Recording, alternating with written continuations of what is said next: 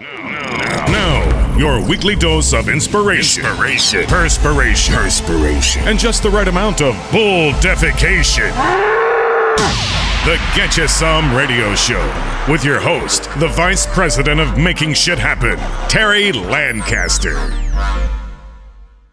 What up, yo? Welcome to the Get You Some Radio Show. I'm your host, Terry Lancaster. How you living? Good to see you.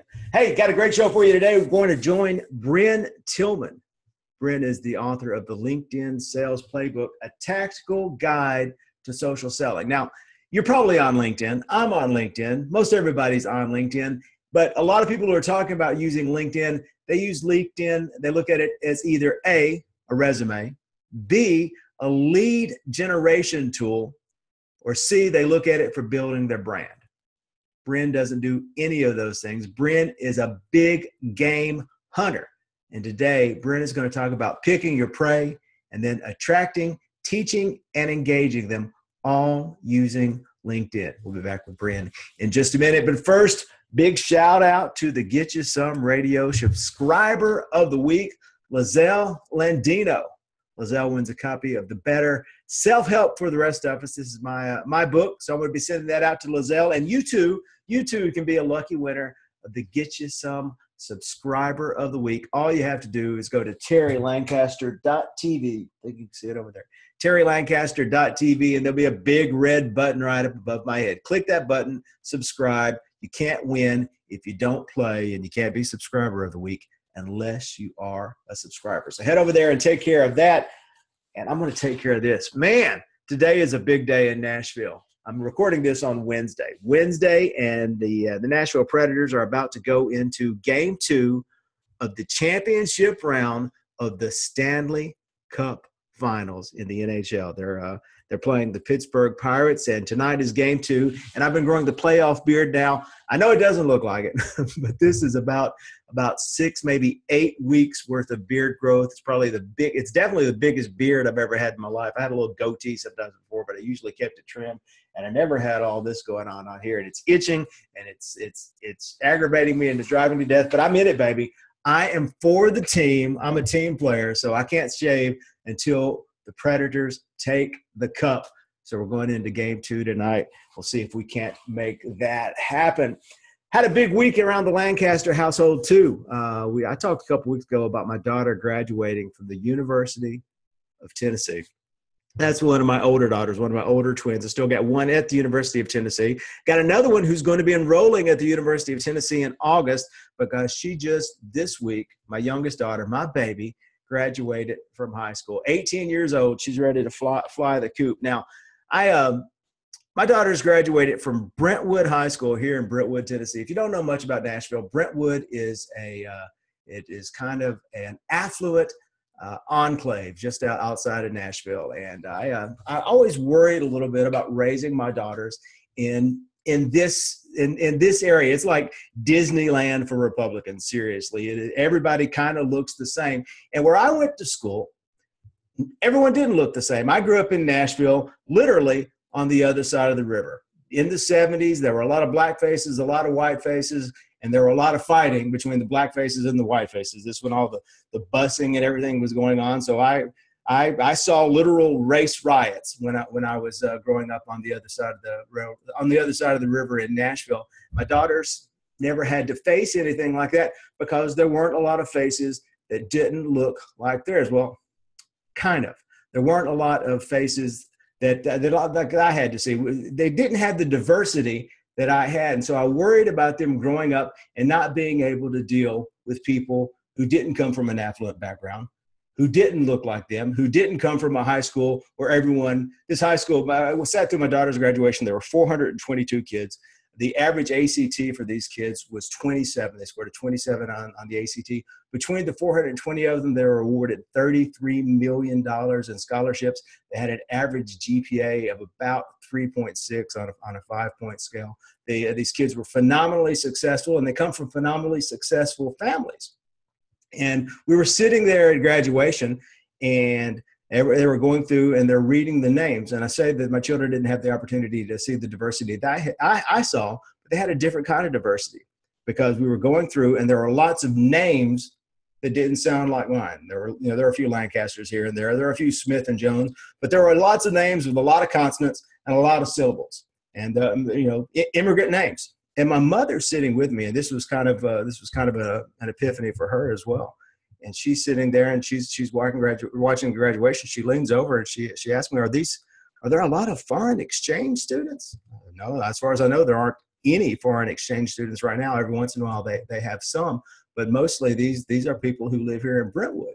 And she did not realize that there were that many immigrants living in Brentwood in this affluent area. And she said, well, how does everyone how do they afford to live in Brentwood? Because she was under the misconception, because the Donald Trump misconception, that an immigrant is someone who swam across the river and is here to work for $5 an hour picking apples or something like that.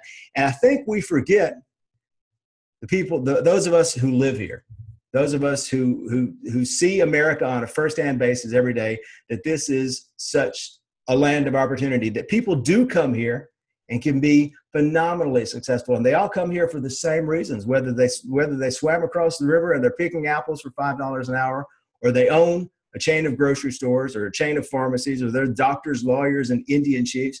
And my daughter's got a chance to grow up with the sons and daughters of doctors and lawyers and Indian chiefs, and even the color commentator from the Nashville Predators. His daughter was graduating at the same time as mine. But they all came here for that opportunity to make something better of themselves. And I thought that's how we had the immigrant population in Brentwood, mostly an Asian population. They came here and they started a business and they worked their asses off and they made a success of themselves, and they were able to afford to live in a place like this. So we forget that America is the land of opportunity. So don't let these opportunities go to waste. I'm so glad my daughters got a chance to grow up where they did, so that they can see firsthand the benefits of hard work, and also firsthand that they grew up with doctors and lawyers and Indian chiefs, and sometimes the sons and daughters of country music royalty and the grandchildren of country music royalty. And they got a chance to see real live, honest to goodness rich people, not just, slightly above average rich people, high income people. They got to be real live, honest to goodness, famous people. And they saw that they're just like you and I. They just work hard. They wake up every day, put on their pants one leg at a time, and they go out and they get stuff done, because that's what opportunity is all about. Taking advantage of the opportunities that you have and making stuff happen. Had another kind of epiphany from the graduation too. Said here in Brentwood, and this is an affluent area, and these students are enormously successful, and they all work hard. They're going to colleges in 3 different countries and 50 different states. And I got, we get kids going to Brown University and kids going to Notre Dame. I'm not sure there's anyone going to Harvard or Yale this year, but there always is. And there's kids going to Vanderbilt, kids going to huge schools, and they're enormously successful. And I look at this and I compare it to the average student across the United States. First of all, the average student, is not doing this well and not having the opportunity to achieve this kind of education. But I've tried to figure out why it is that happened. Why are these kids so successful? And it's not necessarily because of the money, because Brentwood High School doesn't have any more resources than any other public school. I mean, it's actually got somewhat less. There's inner city schools deep in Nashville that have much better computer systems and much better programs, and they get more money thrown at them. And Brentwood just kind of struggles through. And it's not the resources and the money that's being thrown at these students, because honestly, Brentwood High School is kind of a dump. It really is. It's small. Everyone's cram packed. There's nowhere to park. The technology is not that spectacular. There are a lot of schools that have much greater technology and resources than Brentwood High School does. But still, it's one of the top 2 or 3 it's the top non-magnet public high school in the state of Tennessee. And it's not because of the money. So if it's not because of the money, it's got to be because of the teachers, right? Well, Brentwood High School has got some good teachers. It's probably got some great teachers, but there are also some mediocre teachers. There's some teachers who are just struggling through to get to retirement. Just like everyone else, they've done what they want to do, and they're just riding it out. So there are good teachers, there are bad teachers, and it's just like everywhere else. It's not that we have any more money, and it's not that we have any better teachers. So why are all of these kids so enormously successful? And over the last 8 years that I've had kids in Brentwood High School, I've come to the conclusion that it's not the money and it's not the resources, it's the network. It's the parents. It's all the parents who are enormously successful in their own right, and they push their children to strive and study and work hard, and they help them. They read to them at night. They help them with their homework. They send them to band camp. They do these things for them to help push them along because they are expected to succeed. Expectations of success. And the kids look around, and all of their friends are going to Vanderbilt and Brown and Harvard and Notre Dame. So it's expected that they will go to some college, Brown, Harvard, Notre Dame. 67 kids out of 420 are going to the University of Tennessee, which is kind of hard to get into these days. Everyone can't get in to the University of Tennessee. And so it's not the money and the resources that's driving these children to be successful. It's the network. And the old Jim Rohn quote is, you are the average of the 5 people that you hang around with. So I'm so excited. I'm so honored. I'm so grateful that I had a chance to send my kids to be in the network of this community so that they could see firsthand what success looks like in America. And they can compare themselves to doctors and lawyers and Indian chiefs. And that's the only life they know now. And that's where their mindset is. That's what their network is. That's what their track is on. So be cognizant of who you're around and be more cognizant of who you're sending your children around, and make sure that their expectations for success are on the same level that your expectations are. Because, if you take the easy road and you're hanging around, you're hanging around less than successful folks, then that's what they're going to see. And that's how they're going to model their life. We all model our lives based on what we see. And, your network is your net worth. We're going to be back in just a minute with Brynne Tillman talking about how to build your network on LinkedIn right after this. You never get a second chance to make a first impression. And first impressions these days happen mostly on Google or social media. If you're invisible online, well, that's not much of an impression. But with our free 5-day personal branding bootcamp, you can transform your online image, create a bigger referral network, and stop being invisible in just 1 week. To get started, simply text Terry to 444-999. Get You Some Radio. Hey there, welcome to the Get You Some Radio studio. I'm Terry Lancaster, and today's guest is Brynne Tillman. Now, Brynne is a social selling strategist, a trainer, a consultant, and a speaker, and an author. She has a new book out called the Linked In Sales Playbook. She's going to be talking about that. Brynne, how you doing today? I'm good, Terry. How are you? Oh, I'm fantastic. It's a beautiful day in Nashville, Tennessee. The sun is shining. The birds are chirping. I could not be better. Awesome. It's beautiful in Philadelphia. It's always sunny in Philadelphia. Oh, I've heard that. Hey, so tell us about Brynne. How does one get to be a social selling strategist? How did you get here? Accidentally. Yeah. So I've been in sales as a producer and a sales trainer for a very long time. And when I found LinkedIn, and I actually called it LinkedIn for like months because I didn't even know what it was. In 2008, I saw the magic behind it from a sales perspective. And as a sales trainer, I started to teach it sort of as a loss leader, like to get people in because they were curious about this new thing. And I got really good at it, and I really fell in love with it. And it's because I took it from the sales trainer's perspective, not the social media perspective, that I kind of differentiated in how I taught it and how I really started to represent it. And after a couple of years, I went to my partner who in the sales training company, and I said, I think this is all I want to do. Yeah. And she said, not me. So we have a wonderful relationship, but we parted ways. And I just pursued LinkedIn for sales and business development solely. And that's where I am today. Oh, that's fantastic. And you spend a lot of time, I've read a lot of your stuff, and you talk about the the earth-shattering shift that has occurred in the sales process. The sales process is dramatically different than how it was just 10 years ago. Mm-hmm. Talk about that a little bit.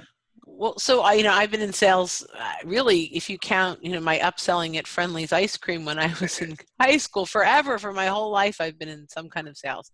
But really, my first professional sales job was with Dun & Bradstreet. And the only way that they could get information about the company, about our solutions, was to have a conversation with a salesperson. There was no way to Google information. You had to call someone to even get someone to mail you something.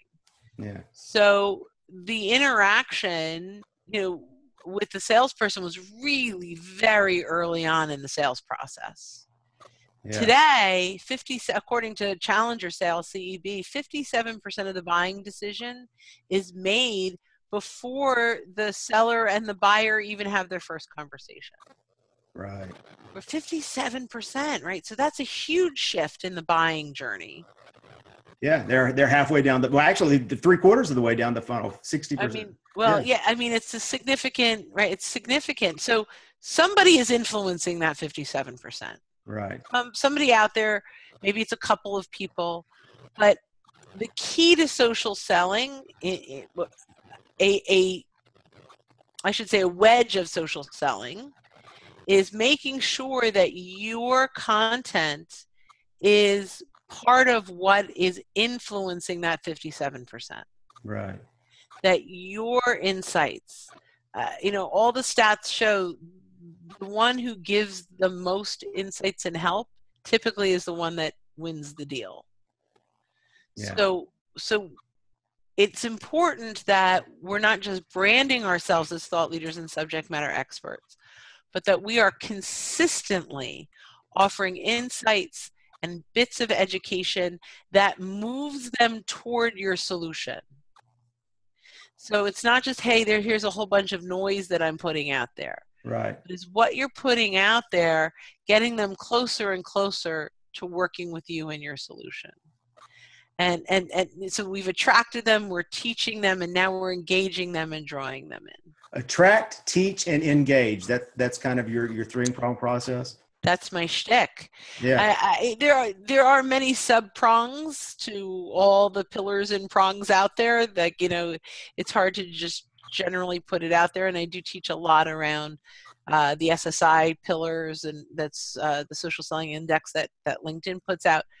But in general, I look at LinkedIn as attract, teach, and engage. So attract is your brand and your networking and bringing people to you. And, so how are you bringing them to you?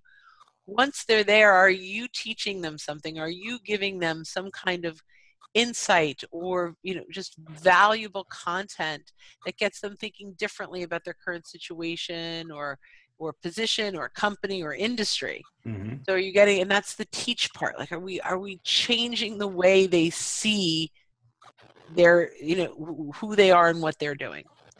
And then the engaging part is either, they're connecting with you, they're asking for a conversation, or, they're just simply liking and commenting on your content.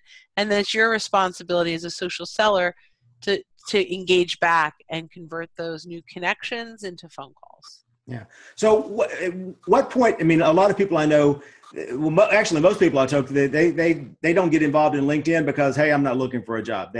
Everyone for some reason has got it in their mind that LinkedIn is where you go to find a job. And I think maybe that was the case 5-10 years ago. That was primary. And it's still one of the cases, right? Yeah. So if you are a professional in the job market, you have to be on LinkedIn or you're not going to be found, or, even if you're submitting resumes, they're still looking up your presence. That's just what the hiring manager is doing, particularly, in white collar professional type jobs. Right. However, that is only really one sliver. Mm-hmm. LinkedIn is now your professional brand, your personal professional brand. Right. Right. So this is how you are showing up in the business world. Whether you're looking for a job, you're a business owner, you're in operations, you are a chief technology officer, or you're in business development or marketing. This is about who you are as a profession. Mm-hmm. And it needs to speak to whatever audience you are trying to connect with. And so, so is it LinkedIn? Is it more useful from the branding, presenting the image, for putting your best foot and your best face forward, or is it for lead generation? So it can be many things, and that's one of the beautiful parts of LinkedIn. And the reason is most people are not out there for lead generation, but in order for lead generation on LinkedIn to work, everyone's got to be on it. All the titles have to be on that. Otherwise, it's salespeople selling to salespeople selling to salespeople, right? Exactly. Or salespeople selling to job seekers. But fortunately, the way that LinkedIn has been positioned is that if you are in business, you are on LinkedIn. So it is a great lead generation tool. And although I don't look at what I do specifically as lead generation, many people in my industry like Vivica Von Rosen or Melanie Dodaro focus on the lead generation side of LinkedIn. It's very powerful. Right. My focus is really more about very specifically targeting buyers from the perspective of a salesperson, not a marketer. So I find someone, I connect with them, I offer them insights, I provide value, I convert them to a phone call. Right. Where lead generation is more about how are you getting great content to a vast number of people, getting this many of people, at the top of the funnel and working them down until you qualify them into a prospect. Right. What I think I do is more like spearfish marketing. Like, I want that fish, I'm going after it. Right. I want that fish, I'm going after it. So you go in, you're a hunter. You're hunting. I'm a hunter. You're going in, you find who you're hunting for, and then you start engaging with them. Tell us a little bit about the process. How do you find them? Well, so LinkedIn, and I use Sales Navigator for my own business, and many of my clients use Sales Navigator. It's a phenomenal tool, and that's LinkedIn's ultimate premium tool, sales solution tool.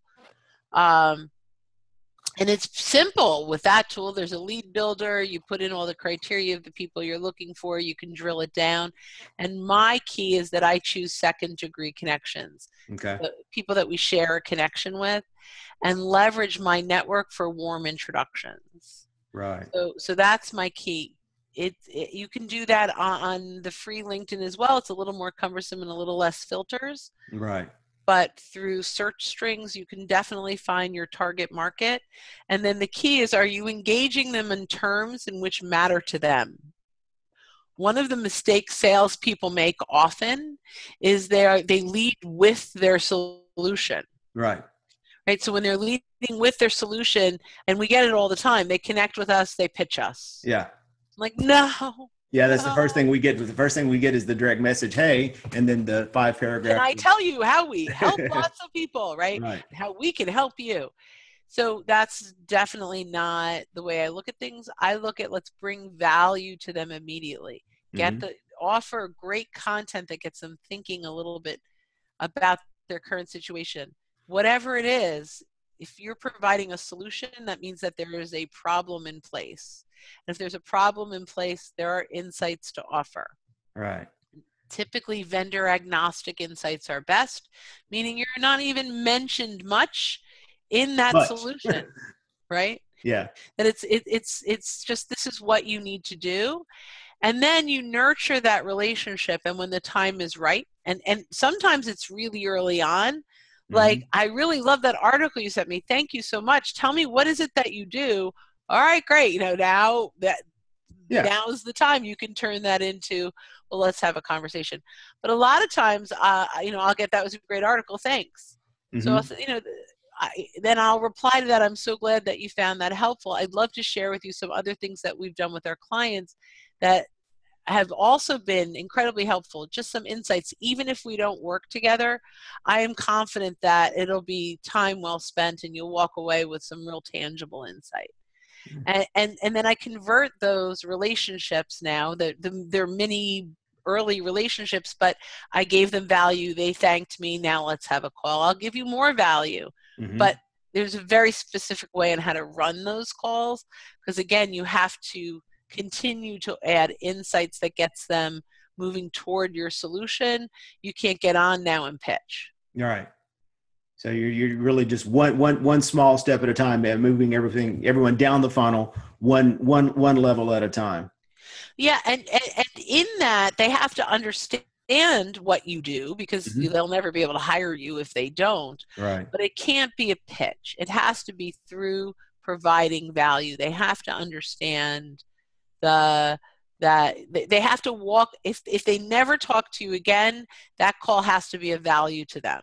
And that's got to be the mindset. Yeah. Just providing you help enough other people get what they want, you can get anything you want. So somebody said that a long time ago. A long time ago. Tell us about your book, the LinkedIn Sales Playbook.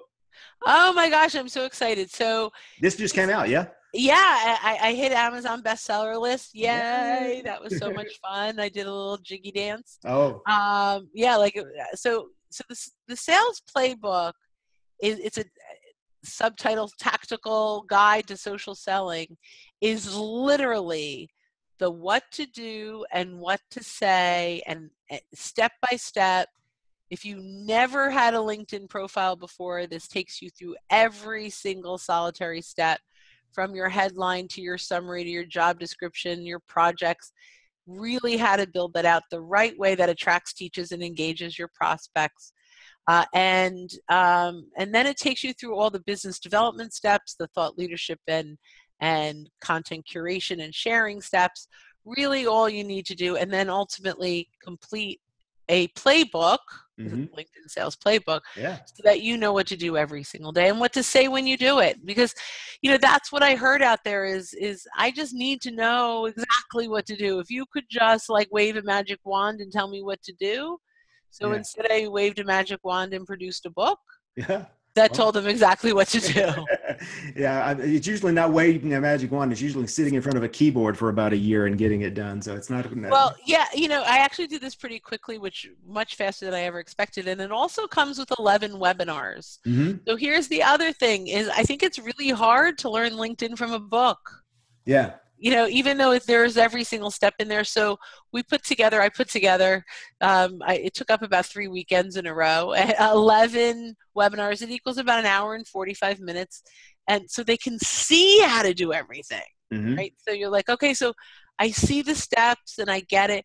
And the strategy is there and the conversation is there. So, and there are, once, you buy the book, you get your access code in the back of your book. Don't share it with other people. If you get your access code in the back of the book, and you have really unlimited access to those videos. Yeah. And then is there a daily thing? Like you first thing you do is you have to get it set up. You have to make it look right. And it takes you through the process. Yeah. Through the process of making it look right. And then is there daily things? All right. Reach out to research here and reach out here and so we have in the morning things you can do. Yeah, so the last chapter of the book is putting your playbook together, and we have a suggested cadence. Yeah. For daily, weekly, and even I think 2 things are monthly. But we highly recommend that people go through the book and say, I want to do more of this, or I don't want to do this at all. Yeah. So yeah. Yeah, and I was, like I said, I was reading through your stuff, and you've also coached some on Twitter, and you've done some other things, but LinkedIn is your baby. That's that, and just because of the audience, the ability to reach higher level people. What about LinkedIn appeals to you? Because I'm really good at it, I think. I like Twitter. I use Twitter. There are people out there that are phenomenal with Twitter. But it's definitely, if you want to engage millennials, you got to get Twitter. Right. But this is definitely I nailed this thing. I got it down. It feels really part of my soul. Yeah. And I know for a fact every single thing I teach, because I've been doing this so long now, has an impact on someone in sales or business development on their wallet. Yeah.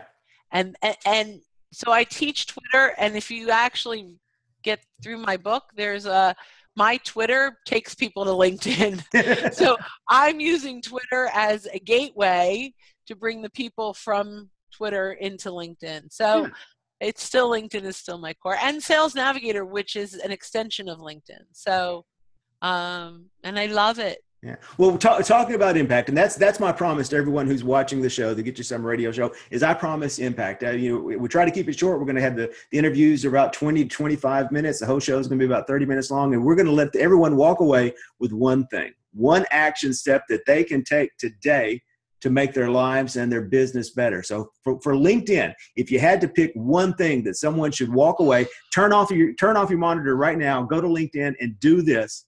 What's the thing we should do? So there are so many foundational things like profile, but I want to give like one great tip.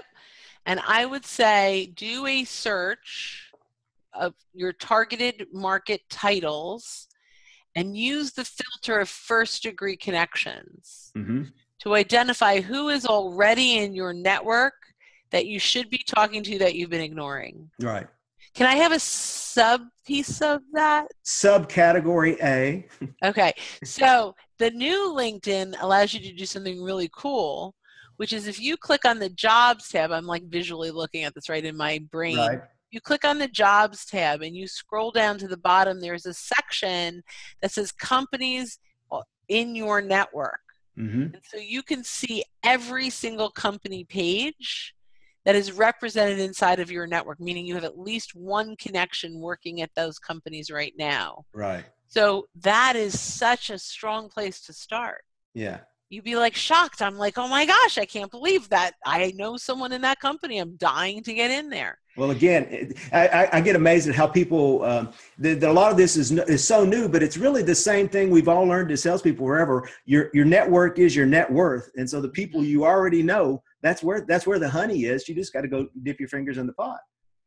Yeah. And you know, it is exactly, and I talk a lot about engage people online the same way you would offline. It is exactly the same, but easier. Yeah. Right. This gives us the Rolodex of all of our connections with the ability to filter and search and figure out who we know that can help us get into opportunities. Yeah. And there is no other tool out there like that. Yeah. Rolodex that, for your LinkedIn, Rolodex would have to be the size of your desk to have the people that you can reach. And we've all got the devices in our hand that let us reach pretty much anyone and build our network and their network and our network and mingle them all together. Yeah, absolutely, Terry. You got that right. All right, Brynne, how does everyone get in touch with you? How do they find you? Go to LinkedIn, I'm guessing. I'm on LinkedIn.